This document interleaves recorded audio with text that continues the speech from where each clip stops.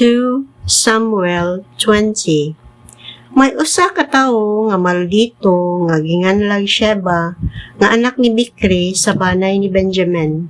Gipatingog niya ang trumpeta ug miingon siya, Wala kami labot kang David. Wala kami masunod sa anak ni Jesse. Pamauli kamo sa inyong tolda, mga Israelita. Busa ang tanang tao sa Israel, mibiya kang David ug misunod sila sa anak ni Bikri. Apan ang mga tao sa Juda misunod sa ilang hari gikan sa Jordan ngadto sa Jerusalem.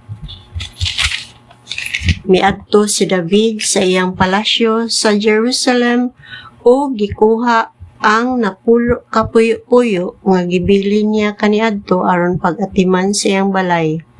Gipagwardyahan niya sila diha sa usa ka balay ug giatiman niya sila apan wala niya sila hilabti. Busa mipuyo sila didto hangtod sa adlaw nga sila namatay ug nagpuyo nga daw mga biyuda. Unya giingnan sa hari si Amasa, paanhia kanako ang mga kalalakin-an sa Juda o kinahanglan nga madala mo sila nganhi sulod sa tulo ka adlaw uban kanimo. Busa miadto o gitawag ni Amasa ang Juda apan wala siya makabalik sa adlaw nga gitagal kaniya. Ug miingon si David kang Abisai, nining higayuna mas dako ang kadaot nga mahimo kanato ni Sheba nga anak ni Bikri kay ni Absalom. Pagdala sa akong mga sakop og apasa siya aron dili mailog ang mga syudad nga may mga kota og makahatag unyag kasamo kanato. Busa ang mga sakop ni Joab, ang mga gwardiya sa hari ug ang tanang kasundaluhan nga nahabilin sa Jerusalem kauban ni Abisai migukod kang Sheba. Sa pag-abot nila sa dakong bato nga didto sa Gibeon, misugat kanila si Amasa. Si Joab nagsulob og bisti sa sundalo o gipaibabwan kinig usa ka bakos nga may espada nga gisakob o gitakin niya sa iyang hawak ug sa paglakat niya nahulog kini. Ug giingnan ni Joab si Amasa, Kumusta ka man igsuon? Unya sa iyang tuong kamot, gikuptan niya ang bungot ni Amasa aron kunuhay paghalok kaniya. Apan wala makabantay si Amasa sa espada nga didto sa kamot ni Joab. Unya gidunggab ni Joab si Amasa ug nayagyag ang iyang tinai ug wala na kinahanglan nga hansakan pa siya pag-usab kay patay naman si Amasa. Unya si Joab ug ang iyang igsuon nga si Abisai migukod kang Sheba ang anak ni Bikri.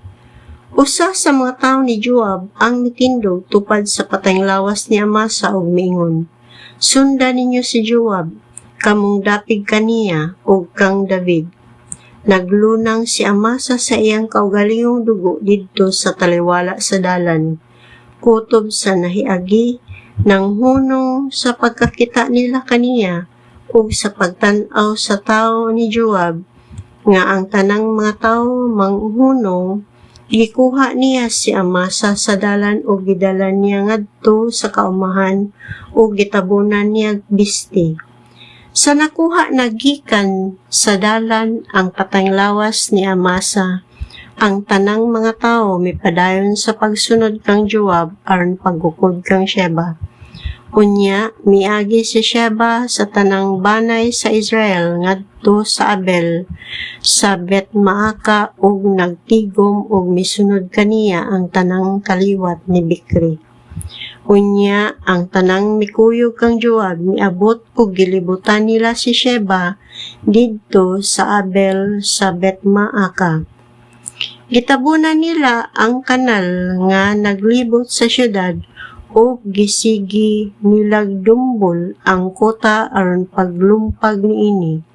Unya, usa ka maalamong babae misinggit gikan sa syudad. Pamati kamo, paria si Joab, kay may isulti ako kaniya. Og si Joab miduol kaniya og miingon ang babaye, si Joab ka ba? Mitubag siya, oo. Unya giingnan sa babaye si Joab, pamati sa isulti ko kanimo. Og siya miingon, mamati ako. Miingon ang babaye, nag-ingon sila kaniadto, magpakitambang sila didto sa Abel, ug mahusay ang kaso. Makigdaiton ug buutan ang among syudad sa Israel. Buot ninyong gubon ang usa ka syudad nga mo'y inahan dinhi sa Israel. Nganong laglagon man ninyo ang kabilin sa Ginoo? Mitubag si Joab, dili kana mahitabo, apan usa ka tawo nga gikan sa bukid sa Ephraim, nga ginganlag Sheba, nga anak ni Bikri, misukol kang Hari David. Itugyan siya kanako ug mobiya ako sa syudad. Ug mingon ang babae kang Joab, iitsa ko ang iyang ulo nga kanimo gikan sa kota. Unya sa pagka maalamon sa maong babae, gipahibalo niya ang lumulupyo sa syudad. Unya gipunggutan nila sa ulo si Sheba nga anak ni Bikri ug gilabay nila kini ngadto kang Joab. Tungod niini gipatingog ni Joab ang trumpeta ug mibiya sila sa syudad ug namauli. Ug mipauli si Joab ngadto sa Jerusalem ug miadto sa hari. Niining higayuna si Joab maoy komander sa tibok kasunduluhan sa Israel ug si Binaiyas anak ni Joyada maoy komander sa mga gwardiya sa hari. Si Adoniram maoy pangulo sa mga mamumuo nga pinugos ug si Josaphat nga anak ni Ahilud maoy tiglista. Si Seba maoy sekretaryo. Si Sadok ug si Abiatar mao ang mga pari ug si Ira nga taga Jair maoy pari ni David.